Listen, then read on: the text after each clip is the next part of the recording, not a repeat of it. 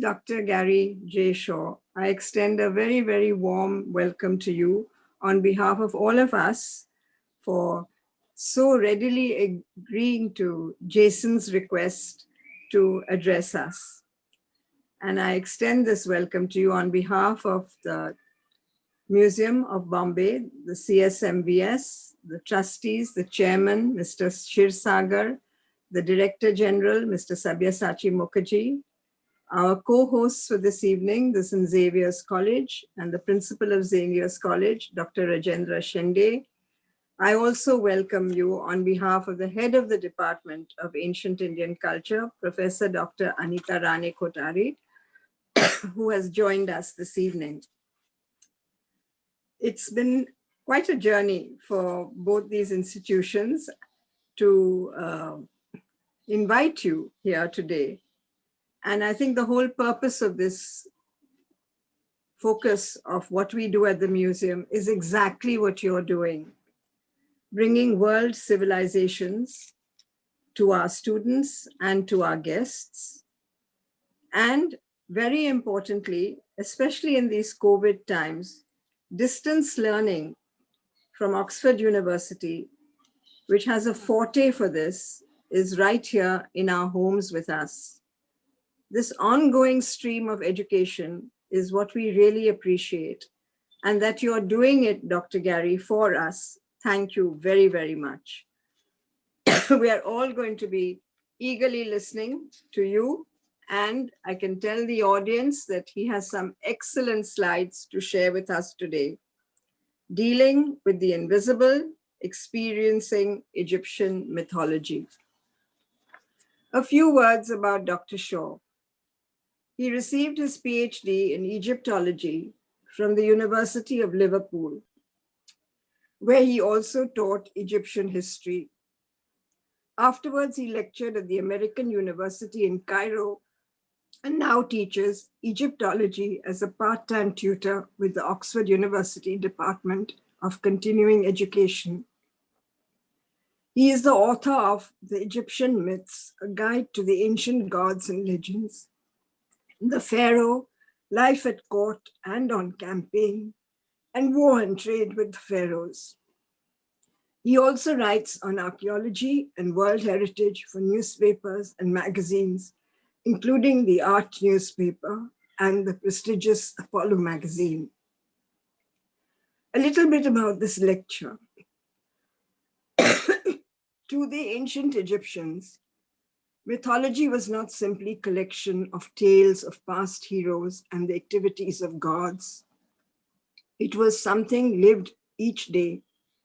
Mythology explained the world around them and made it understandable.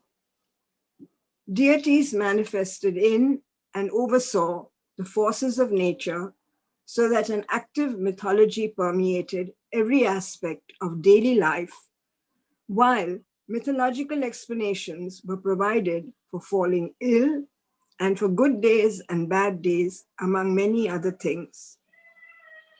In this talk, Dr. Garry will explore how the Egyptians interacted with the invisible forces that we today translate as gods, goddesses, ghosts, and demons, and will come to see the world in a new yet simultaneously old way. I wonder what the Egyptians would have thought of COVID and what we are going through today. It's an unknown force. It started off as a virus, bacterial or otherwise. Are we ever going to find a cure for this? How would the Egyptians, if they were living in our century, the 21st century, how would they have reacted? How would their gods have helped us cope with this pandemic? I don't know, but I certainly would like to end this by wishing you all good health, stay safe, join our lectures in the future, and a very, very warm welcome on behalf of all of us to Dr. Garry J. Shaw. Can I just quickly also say thank you very much for that very, very warm welcome. Well, just to begin with then, can I say again, thank you so much for inviting me, all of you there.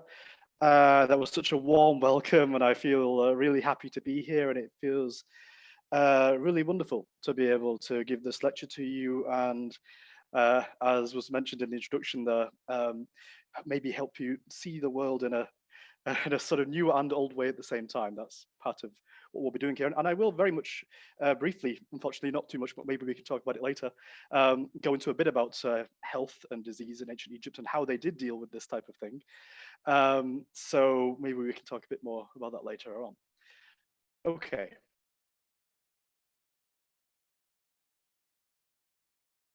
Experience in Egyptian mythology is the subject. I think that the key word here is experiencing. The idea here is that mythology is something active. It's not something in the past all the time. It's something that you could witness every day. And the Egyptians built this into the daily experience of the world, the general worldview, and it helped to explain a lot of the way they behaved and the way they approached the world around them. So let me begin.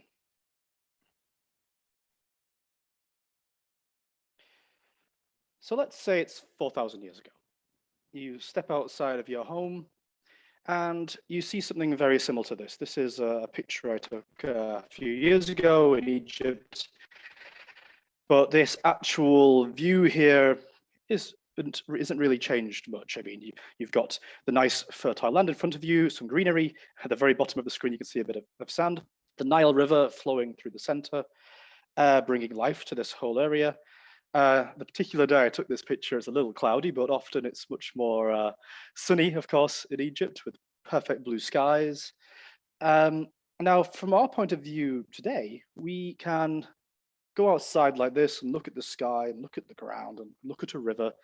And with the advantages we have of scientific learning and centuries upon centuries of building knowledge, and particularly in the 20th and 21st century of technological advances that allow us to understand the world, we can say, you know, what is a river, how it works, where's the origin of this. We know why a river might flood or why the trees are growing, or we can explain why the sky is blue and what clouds are and what the sun is. And all of these things we take for granted today. Of course, it wasn't that way in the past. In the past, people had to find their own explanations for these things and explain the world around. So for the purposes of this lecture now, for the next 45 minutes or so, I really want you to kind of take your modern view of the world and put it in a box, and we'll put it to the side for the moment, and we'll pretend that we don't know anything about our modern 21st century views of the world. I want you to step into the sandals of an ancient Egyptian and try to see the world through their eyes. So as my ancient Egyptian, we have now stepped outside, and you will be asking, what is all of this then? What are we seeing around us on a daily basis? And people are inquisitive. They want to explain these things. So it's important, and it's an obvious statement, but it's important to say, of course, the world is the same.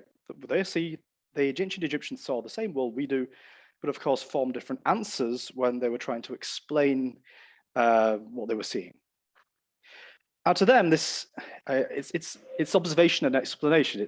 I wouldn't want to obviously say it's a scientific method, but it's certainly in a case of them watching, building hypotheses and explaining, but it's all built within their worldview, within this bubble of the way they see the world, that then led to different conclusions and built and built and built over time to build a cohesive worldview that explained everything from their perspective. Now, what they built was an explanation that worked for them, but us looking today, looking back at that time, we will see it as mythology. So let's begin this little journey of ours. Let's look at the sky then to begin with. As I say, a little cloudy on this day, but normally you'd see a perfect blue sky. What is this? If you don't know what the sky really is, how would you explain it? Now, the ancient Egyptians came up with an explanation. But we have to delve a bit more deeper into the mythology to get there. So the world of creation, the created world that the Egyptians believed they lived in, existed like a bubble, floating in an endless ocean. And they called this endless, motionless, dark ocean Noon. And Noon was also a god, so already we're seeing the divine being part of the environment, the wider environment. So, I mean, we look up into the sky and we see our place in the universe, and we see the universe itself, this kind of vacuum of space. To the Egyptians, this was water. Water surrounded us all, as if from above, from below, all the way to the sides, as if we were in this bubble that kept us safe from the waters all around. Now, to them, when they looked at the sky, they looked at the River Nile, they looked at the Mediterranean Sea, and they would have seen, okay, so the water is blue. What we're seeing above us is also blue. So it makes perfect sense, I suppose, to imagine that this is water, that we are surrounded by water in every direction. As you can see on the picture here, which was a much nicer day when I took this picture. Now that then leads to further questions and further answers being necessary. So the goddess, who is she? Well, she is a goddess who is also a force in the world. Like many Egyptian supernatural beings and deities, they're invisible forces that act upon the world around us. So Newt here is this force field almost that holds back the waters of noon above us, keeps us safe and keeps us in this space. You could almost say that it's a sort of point of contact, almost like a force field that is invisible, yet is there keeping the waters. Now that then leads to further explanations. So if this is a body of water that's above us, then perhaps like the River Nile, we can sail on this. So then that starts leading to other explanations. The sun, they see it every day, of course. That's another thing that needs explaining. It moves across this blueness. So I suppose this could be sailing on a boat. And this then leads to further explanations too. We'll come back to the sun later on. I think it's important at this point to mention one of the key aspects of the way the Egyptians viewed the gods around them, that the sky itself is not the goddess Newt, it is one of her manifestations. Now this is a bit, let's go through it. Every aspect of creation, everything we see around us is a manifestation of a divine being, a divine force in the cosmos. The gods have many of these manifestations. In the singular, it's called Ba, in the plural, it's called Bau, and these are the things that we are interacting with. Oops. So the atmosphere, what we breathe, the space we walk through, is a manifestation of the god Shu, and we can see him here at the bottom left of the screen. He is normally depicted holding his arms up like this, as if he's holding up the sky above him. And Shu is a god. He can be off doing his own things, whatever he wants. Maybe he's in the afterlife realm, maybe he's traveling in the sky, maybe he's somewhere else, but his manifestations can be sent out and act independently of him. So the air we breathe, the wind we feel on our face, the clouds we see are all manifestations in different forms of this god's power. Like the wind touching your face was described, I think, as Shu touching your face. The clouds are described as the bones of Shu. So this is all around us, but it's not necessarily the god himself. It is just the way he expresses himself in different ways in the world. And Newt is the same. So Newt might be off doing something somewhere, but she is still sending out her manifestations to be the force that holds up the sky. Similarly, the earth that we stand on, when we step outside and we stand on the ground, we are touching the earth god Jeb.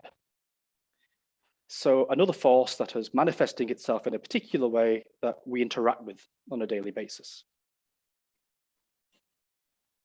And this can lead then to these sort of almost schematic views of our world around. You see here in this image on the papyrus from the British Museum, the goddess Newt arching her body as the curvature of the sky above us, holding back the waters of noon. Shu with his arms upraised in the center here, acting as the atmosphere, the space in which we all move through. Apologies, my computer was just saying my connection was unstable. Jason, can you follow me still? Yes, we can hear you. Okay, good. Just wanted to check before I carried on. Okay, so the schematic view here, the goddess Newt above us, the god Shu in the center, and if you see lying on his side below here, the god Jeb. So this is the world, the physical world that the Egyptians believed was all around us, and it is composed of divine forces. And it goes further than that. These invisible beings, these invisible forces are all around us, all the time, in every aspect of our lives. And this is the type of thing that we'll be exploring as the lecture goes on. All natural phenomena is a divinity of some form. But as I've already said, the true divinity, the true self, could be somewhere else, distant in the sky, in the underworld, having a meeting in an audience chamber with the other gods. But through all of this, they are sending these manifestations out for us to interact with. Because the gods themselves are immaterial. They're often invisible forces in the world. We don't really have a way of seeing them. And when the Egyptians do talk about the idea of you meeting a real god in its a perfect natural form, they talk about huge blinding light and earthquakes and the stars shaking. So this isn't a daily thing. You don't normally interact with a god in its truest self, truest form. But what's also interesting, I guess, as opposed to, let's say, the god of Christianity, these aren't gods that are everywhere at once, and these aren't gods that know everything. They're not omniscient, they're not omnipotent. These are gods that don't know everything in creation. They don't know what's happening all the time. And in particular, they also have human failings. They squabble, they fight. In mythology, we have the god Seth murdering the god Osiris. These are gods that form relationships with other divinities, and sometimes they even can be killed. Osiris too, but though he's regenerated, it comes back. Even the sun god Ra, as we'll be seeing, also gets to a state of death at the end of the day and then comes back again. And as we've already seen, these beings, these kind of almost superheroic like characters that are all around us, there's a lot of drama in their lives, just like you find in the lives of people. But like people too, they also have jobs. These are gods with jobs. They have responsibilities in the universe. So as we've already seen, Jeb making sure the earth is stable, Shu being the air we breathe, Newt being the sky. Here I give the example also of Osiris, who's normally more famous as a god of the blessed dead and the afterlife, but he's also the power, the force of regeneration in the world that we live in. There's also, we see him on the bottom left here, on the bottom right, there's a little statuette of the god Min, not as famous of Osiris, but very important. He's a god of fertility. So they have roles, and without them doing these jobs, the world, the order of the world starts to fall apart. So I said I'd get back to the sun, and here we go. One of the key questions you'd be asking yourself if you're looking out across a plane like this, you would see a big ball of light and say, what is this? What is this thing that passes through the sky every day? Well, the Egyptians saw it as the most visible and powerful manifestation of the creator, the sun god. The sun god is one of the most important gods in Egyptian mythology throughout Egyptian history. So this ball of light can be seen as an eye, a fiery eye that passes over us, watching the creation that it made from afar. But interestingly, the sun god is one of the deities of Egypt that has many, many manifestations. It takes different forms at different times of day even.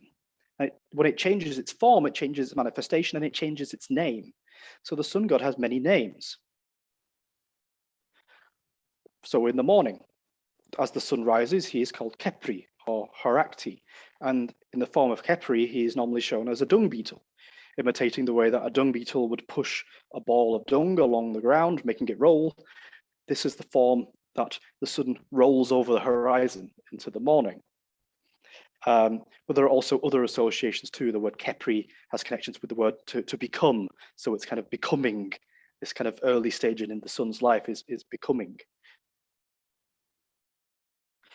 At its strongest point, the midday, this is when you get the sun god Ra. Ra or Re, however you pronounce his name, is the god at his strongest, the most intense period of the sun at the midday. And then in the evening, he is Atum, this ram-headed form of the sun god who is very old. Now, Atum is one of the oldest gods in Egyptian religion, so this is why sorry, the oldest gods in the kind of cosmic sense, one of the first to be created.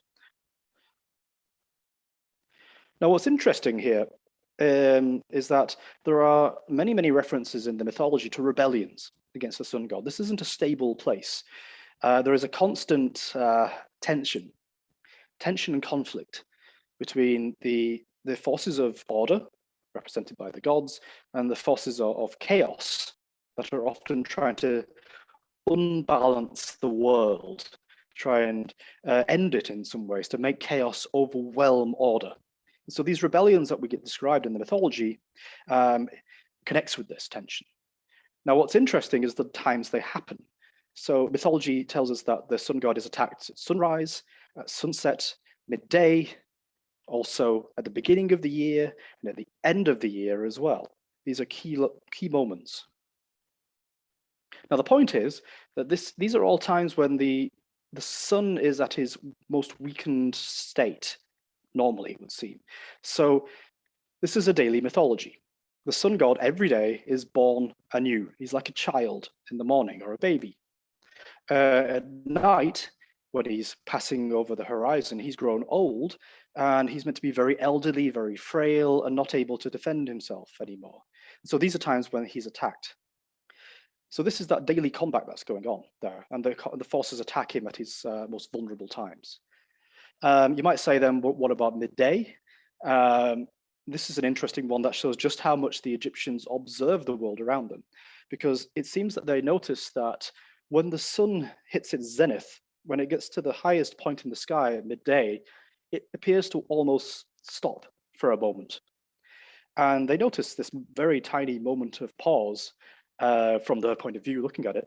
And they thought, okay, this must be the sun god's boat stopping because it's being attacked by enemies. And then it carries on moving because the enemies have been defeated. Okay, so talking of sunset, as the sun goes down, we get the goddess Newt, and there are different mythologies surrounding what happens at this point, but one of them is that the goddess Newt swallows the sun at night as he's passing below the horizon. So we have the sun, it goes down.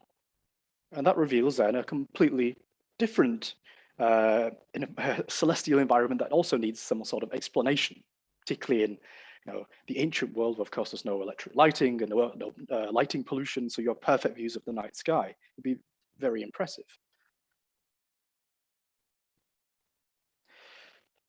So just like the sun god then, stars behave in a similar way. The Egyptians explained them in the same sort of way, that these are gods sailing on boats. They travel across Newt's body as the night continues. And then each time a star passes over the horizon, this is like the goddess Newt eating the star, the same way she's consumed the sun god. But every day, of course, these are born again. Again, it's a daily mythology, something you can witness, not something that happened in the distant past.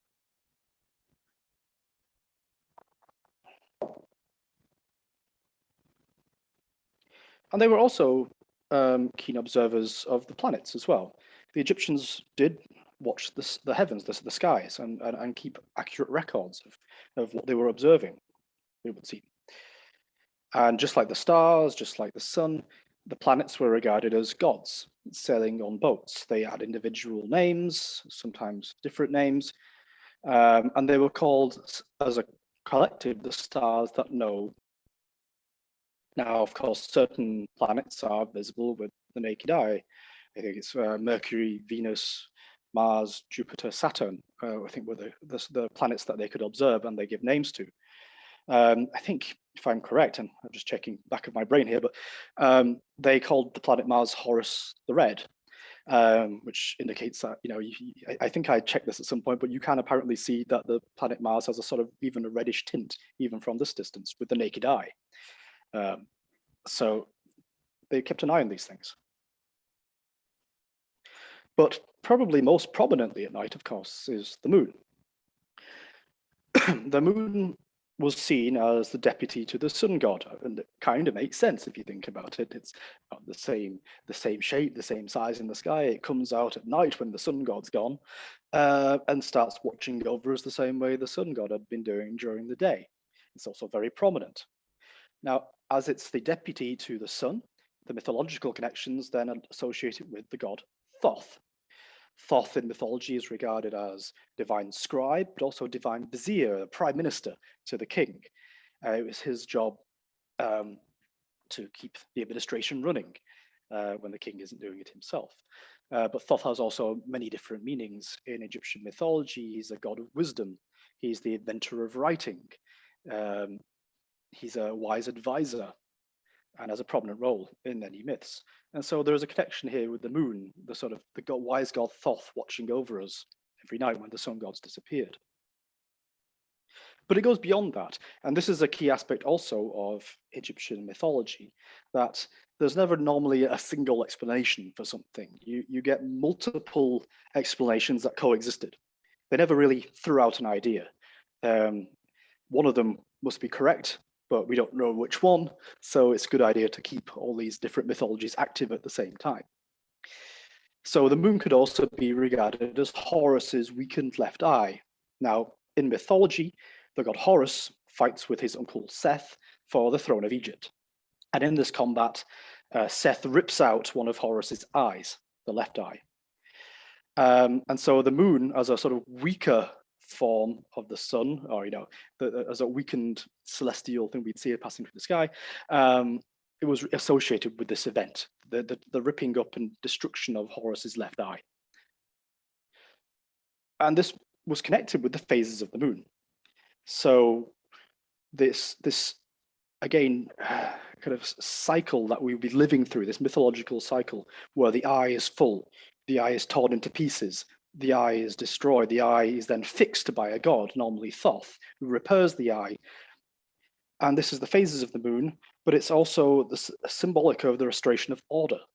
The Egyptian obsession with chaos and order, the eye is destroyed, the moon is destroyed, but comes back again, restoring proper order into the world. And it goes beyond that too. So not just Horus, but also Osiris, the god of the blessed dead, a god connected with regeneration. And he also had a pretty unpleasant time with his brother, the god Seth. The god Seth kills Osiris in mythology so he can become the king. And as part of this, in different versions of the myth, Seth cuts up Osiris's body into pieces. So again, this connection with the moon's phases is played here. So the restoration of the god Osiris's body during the mummification process, as they're trying to bring him back together as a full body, is the same way that the moon is coming back together every time we see it in its cycle. And this is also then connected with other parts of life. One I'm going to mention here is planting crops. Osiris is a god of regeneration, and so it's a good time to plant your crops when it's a full moon, because Osiris, connected with the moon, is at his most powerful. But this, of course, leaves a big question. Okay, I've explained what the moon is, and we know what the stars are, and these planets that we can see. They're all sailing up there on this kind of celestial marshland that we see above us. But the sun itself has disappeared completely. So where has it gone? Well, for this, the Egyptians got more creative. They invented another quite dangerous, mysterious place, which they called the Duat. And this is the symbol, hieroglyphic symbol for it. So this is where the sun goes at night. And there are lots of conflicting information about this. The mythologies never quite say where the Duat was meant to be. What is clear is it's part of this world, within the same bubble in the noon that we are in. So this creation, it's here with us somewhere. So it's not another dimension or something. It's in the same space that we exist in. Now, we get these little comments sometimes that say it's either in the sky or beneath the ground. Sometimes it's within the goddess Newt in the sky. One text says it's everywhere that is not land and not sky. So that's not particularly helpful. So we get this idea that it really just seems to be beyond human experience. It's out there somewhere, but you can't really get there if you are alive. The gods can go there, the dead can go there, demons, ghosts can go there. It's just out of reach for living.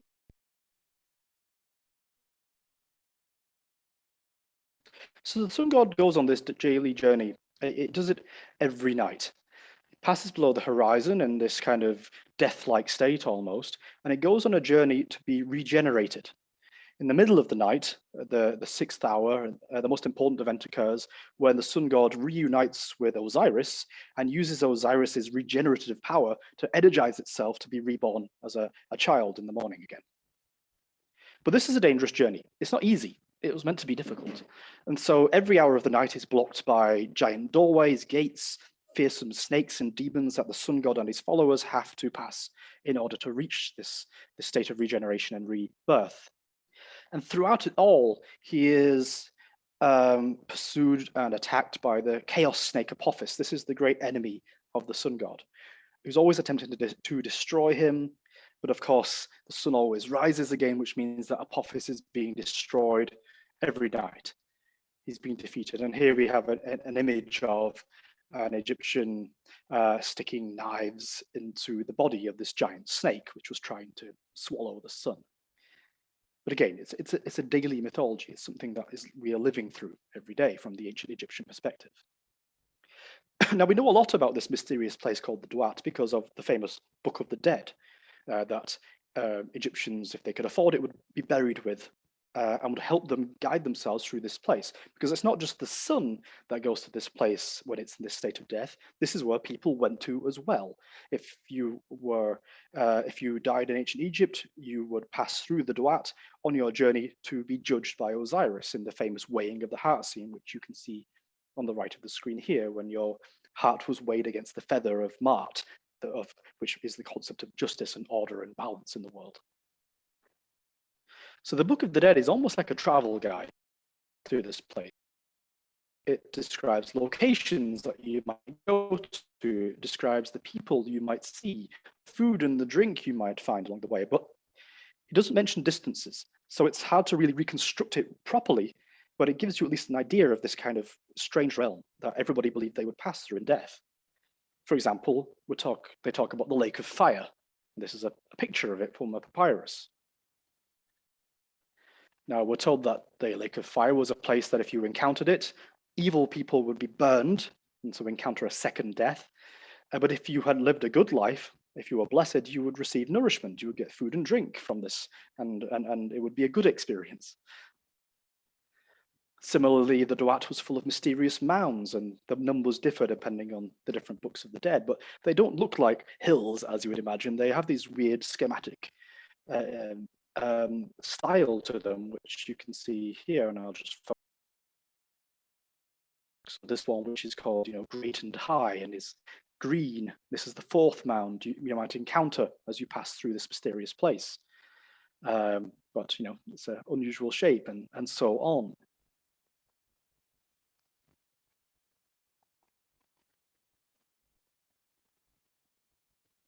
And these locations would have mysterious beings you would encounter. Sometimes they would be helpful, sometimes they wouldn't be. But the point was to know who was there and what to do about them if you met them. Caverns were a feature of this place as well. It was full of obscure gods. We don't really get mentions of them anywhere else. And some of these were quite helpful. They provided food, some of them not either. But again, the point was to learn about this mysterious place to help you pass through it and survive the journey. Because this was a place that was full of demons. Now, some of these are acting for themselves, some of them are acting for Osiris. If you had lived a bad life, if you had not lived according to the concept of Mart, the idea of balance and order, you normally would be eaten by a creature called Amit, but you could also be punished and go through some form of torture in this realm as well. So people are tortured, they have violent second deaths. So the true death in the ancient Egyptian perspective, when you die, it's just like a change of circumstances. You only really properly die afterwards. And we get these demons with very terrifying names. They're called the Slayers of Osiris, and they're called Sharp of Fingers. You get this idea that they could scratch you into pieces. And this isn't an accident. This is, of course, on purpose. They are meant to be terrifying, these beings. We get different names. These are the names of some of them. He who burns up.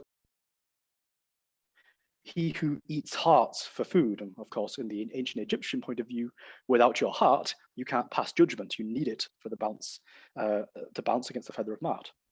He who dances in blood. He who hacks up human dead. But what's one positive about all of this is that you managed to pass a demon in the Duat, and you managed to speak its name and perform the tasks you needed to. These demons would then become your protectors. So you proved yourself, and then they became friendly to you. And here's an example from a papyrus of a knife-wielding demon.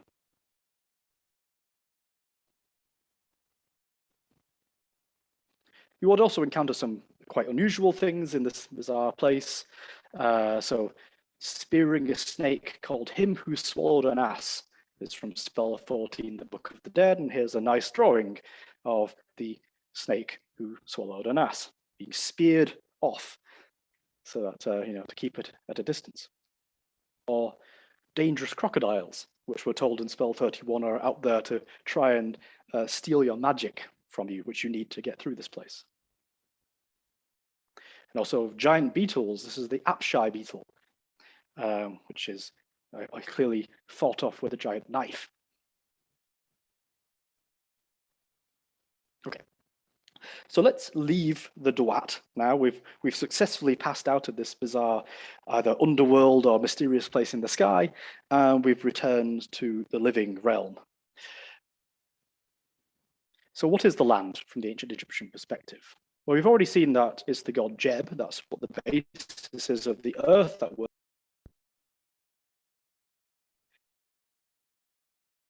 Egypt itself was a sort of thin strip of land at the very center of our creation, of the created world. And they divided their territory up into two basic sections. The Black Land, which was the fertile strip of land that followed the Nile itself, where you grew your crops, where agriculture happened, where life happened. And then the Red Land, which was the area just beyond this greenery, where suddenly everything turns to desert. So the dangerous place. And beyond all of that is the mountains and things like this, and foreign lands, places that don't really follow the same sort of rules that the Egyptian environment does.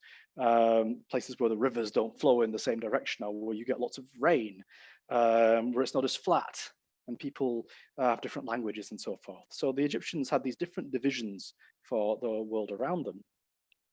But I think the most prominent part of their daily life you could probably see would be the Nile itself.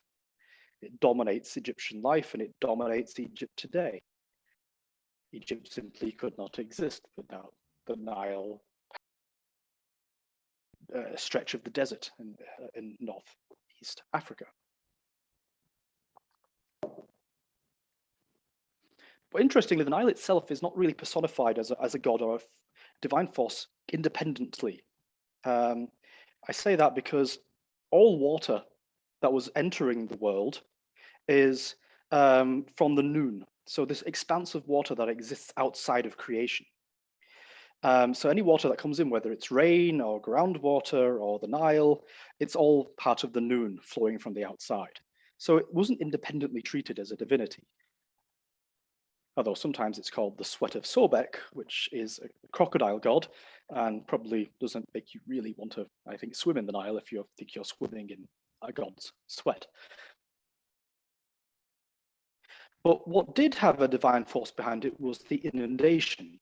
So you no doubt already know, but it's worth mentioning that historically, the Nile would flood every year. This was a major event, and also important and key for Egyptian civilization. The idea that every year the waters would rise, it would take away the old, used up soil and replace it with nice, fresh silt that could be used for growing the crops, and was incredibly productive and great. Now, this rising of the waters, this inundation, was created by different gods or goddesses at different times. Again, this idea of overlapping mythology. But one popular way of referring to the inundation was the arrival of Hapi or Hapi. This was a god that lived in the Aswan region in the very south of Egypt. Aswan is traditionally the southern border of Egypt. And this is where the Egyptians traditionally believed that the floodwaters erupted and entered into the world. And so this force of inundation of the rising water was thanks to the god Hapi, in doing his job in the world. But as I said, there are overlapping ideas here. Sometimes it's the tears of Isis that causes the flood. The tears she cries when learning of the death of her husband, Osiris. Sometimes the flood is the waters that leak from Osiris's corpse after his death. And this is significant because, as I've mentioned, Osiris is a god of regeneration. So the waters that flow from his body that causes the inundation are full of regenerative energy and therefore can help the fields grow. But as I've already said, beyond all of this, you will then also have the Desheret, the Red Land. This is a place of danger where there are scorpions and snakes, heat stroke, death. And to the Egyptians, the idea of foreigners, the official state ideology of Egypt is that Egypt and the king were the best in the world, and all foreigners were not as great, let's say that, as the Egyptians themselves. So there was always this big separation between the Egyptians and foreigners in official state ideology. And of course, all of these things exist beyond the desert. And so they come from this dangerous land. You think of the Nile Valley and the deserts on either side of it and the mountains there, and the dangers in these zones. So you associate anything beyond the Nile Valley itself with dangerous things. And that doesn't just include things you might meet in real life, but also they believe that demons existed out there too. Bizarre creatures that were composites of different animals. Sometimes you get images of snakes with wings and legs. So this idea of a demon that might be out there that can follow you no matter where you go. It can walk on land, it can slither through the sands, it can fly with its wings if it really wants to catch you quickly.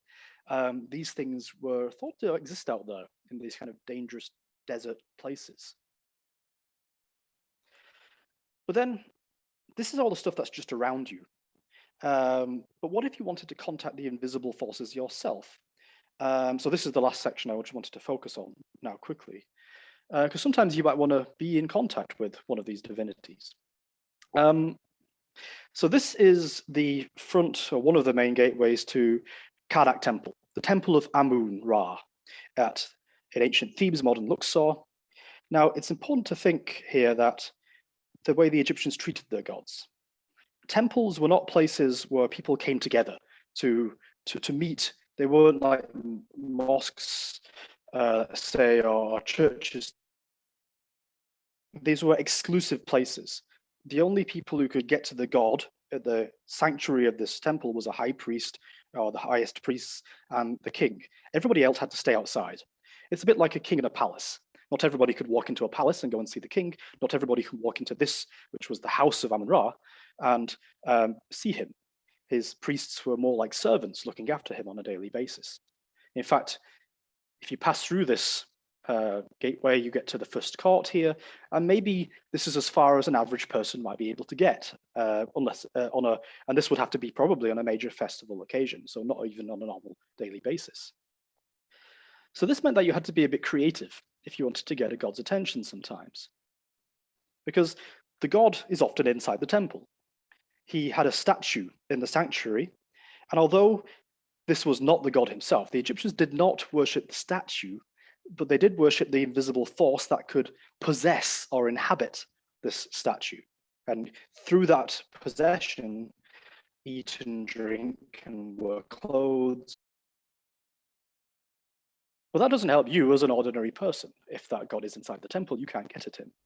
So there are different ways that were available to you. So this, to give a quick example, this is a small temple dedicated to the god Ptah, a creator god particularly connected with the city of Memphis near. This is the back of the temple. Now, the god's sanctuary is normally at the very back of a temple. Now, the average people could reach this space. They could walk around the grounds, but they couldn't go inside. So what they've done is they know because these temples had a pretty straightforward architecture. They followed a similar plan, that the god is on the other side of that wall. So they've carved into the back of the wall images of gods, including Atar. Let's zoom in. The top is here on the left, with his head. And they would have used these little spaces, these holes, to cover it with veils, probably, to keep the image sacred and protected. But they know that the god is on the other side. And so the idea is here, it's very practical, that you can speak your prayer or your request of the god to these images on the outside wall, and they would pass it through the wall to the god on the other side. So it's a sort of communication transmission, so you can get the god's attention on the other side. And this was used in other ways too in ancient Egypt. They had what they call intermediary statues, statues that were placed by rich nobles in parts of temples that you could go and offer to, and so that the noble in death would pass a message to the god for you. There are also wonderful things like this, hearing ear stele, images of ears, as you can see, carved into a piece of stone, and you would say your prayer or your request for the god into these ears like some sort of divine telephone, and leave it at the temple, and this would pass the message to the god inside. And sometimes, although you can't go into the temple, sometimes the god can come to you, because a big part of Egyptian life was processions. So this was when the god statue would be put on a little boat, as you can see at the top of this image here, and then the boat would be carried by the priests out of the temple through the surrounded areas, normally met by great celebrations and lots of people. But this was an opportunity for people to come before the god statue and ask questions, often a yes or no question. And so you would come to the god and say, should I travel to Memphis tomorrow? And the god would tip like forwards for yes, let's say, or backwards for no. Or you could put different options on the ground. So you could have, you could write out some different ideas of things you want to do, and the god would move towards one on his boat and tip in the direction of which option is the best one to take. And this seems to have been a pretty common experience during processions, oracular activity this way. But sometimes too, the invisible might approach you and you might not want it. This is also a problem with having invisible forces all around you at all times. The idea of demons and ghosts is quite prominent in the Egyptian view of the world. So divine forces can intervene in daily life, whether you want them to or not. And I mentioned earlier that I would quickly mention illness. Well, this is the only bit here, unfortunately, but invisible beings were the cause of harm and sickness in your life. One of the major ways that the Egyptians tried to deal with sicknesses is through ritual and magic, the right pronunciation of words, and in particular, the names of the different demons or ghosts that might be causing the illness. Because the Egyptians believed that if you knew the true name of a being, you could have some sort of magical control over it. So there was a demon called the Samana demon who caused headaches. So if you know his name, you might be able to try and summon the demon out of the head to try and remove this headache-causing being. There's also the idea that you could use different materials to scare away or bring out the demon from the person's body. So demons, being nasty creatures, were attracted to foul things like dung, let's say. So you might be able to take some animal dung to a sick person, and the demon might be attracted to that dung and come out of the body. At the same time, sweet things were repellent to demons. So if you brought some honey to the ill person, it might scare away the demon out of the body as well. And sometimes also you might wear amulets, like of the goddess Sekhmet, and these amulets were thought to repel any sort of illness that might be coming towards you. There's what they call the arrows of Sekhmet were meant to cause disease, but if you wore an amulet of Sekhmet, this could repel these demonic activities. Okay, I'm probably running out of time, but there's not much left. So ghosts, very quickly. The Egyptians were big believers in ghosts. Ghosts were around them at all times. Normally meeting a ghost in Egyptian stories, at least, is not presented as a bad thing. That emphasizes just how much they were an expected and normal part of reality. We have narrative tales that talk of Egyptians meeting ghosts in the cemetery, and they join arms and they go for a walk together and they have a chat. So it's not this kind of idea like a horror movie where you see a ghost and you get terrified immediately. These were just other beings that exist in the world around us. But you did get dangerous ones too. These were normally spirits who were angry about something. Often in the stories, you get angry ghosts who have, it's because they've lost their tombs. Their tombs might have collapsed or been lost, and that makes them upset.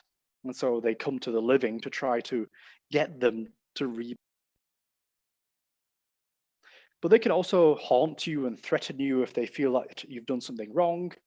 But they can also be helpful. If you make offerings to the dead, the ghosts of these individuals might intervene in your life or pass on a good message to a god, because ghosts and the dead could talk with the gods.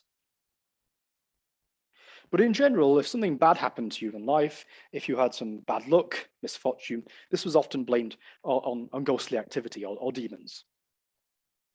And so you would have, similar to what I was just describing for illnesses, sort of amulets for divine protection, magical spells that could expel these ghosts from your house, and certain actions you could perform if you thought you were being haunted by these ghosts. And again, the Egyptians were very practical people. So if they wanted to get the attention of a ghost, they had to. One way fits nicely with the general activities towards the dead. It was normal for the Egyptians to bring food offerings to the tombs. And you would leave this food for the dead, who could magically drain the energy from this food and drink. And so we have bowls like the one you see on the right here that are inscribed. I don't know if you can make it out, but there is inscriptions here written in ink. And these are messages for the dead. The idea being that, okay, you want to know that the dead person has read your message. Okay, you want to make sure. So if you bring them food and you write the message on the bowl, they'll eat the food and then they'll see the message on the bowl. They can't help but see it, because if they eat all the food, it'll be staring them in the face. So this is a way of making sure they read it. And normally, someone wanting help, they want some sort of intervention because the gods can meet with the dead. And so you might say, please go to this god and help me. Or sometimes it might be a question, why are you haunting me? One of these texts talks about someone who feels like he's been haunted by a person, and he's saying, I didn't do anything wrong. Why are you doing this? And another way that you might want to contact the dead too was through ancestor busts. This is a typical part of Egyptian religious practice that you might have at home. You might have a special niche in your house, and you would have these kind of busts like this, just the kind of upper half of a person's body with a head. And again, it's this kind of divine telephone idea that you could speak to all of your ancestors through addressing offerings and prayers and requests to this object in your house. So again, okay. And just to finish, one more element here.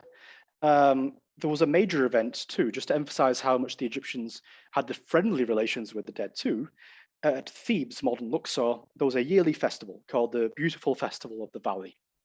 And this was a big event when all of the people, sorry, my internet connection is saying it's unstable again, I'll wait. Okay, it's back again. This was a time when the Egyptians would travel from across the Nile to the West Bank. They would go to the tombs of their ancestors and they'd eat and drink with them. They'd offer food, offer beer and wine and things like this to their ancestors. And you were regarded as drinking and celebrating with your dead ancestors, with their ghosts. This was a major event in the year, including the dead, because the dead were meant to be having a good time too. We were told that the dead could spend a happy day in drunkenness. So it wasn't just the living who were meant to be getting drunk, the ghosts of the dead ancestors were also meant to be there with you, having a good time.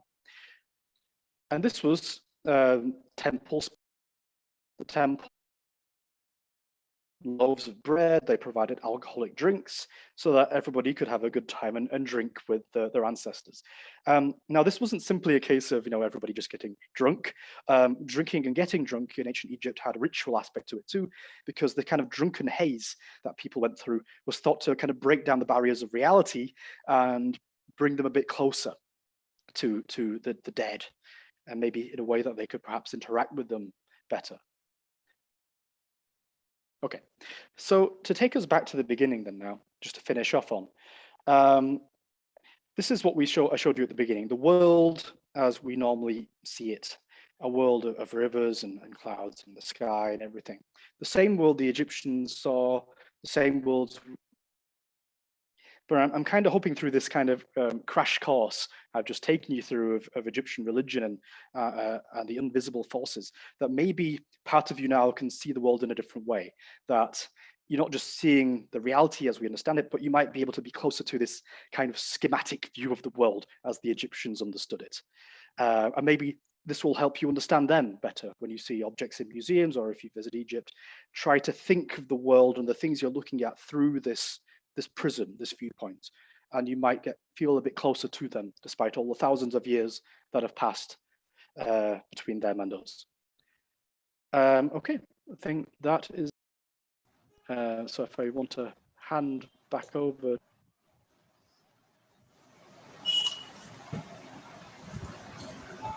Sorry, I forgot to mention, if you want to learn more, I have a book.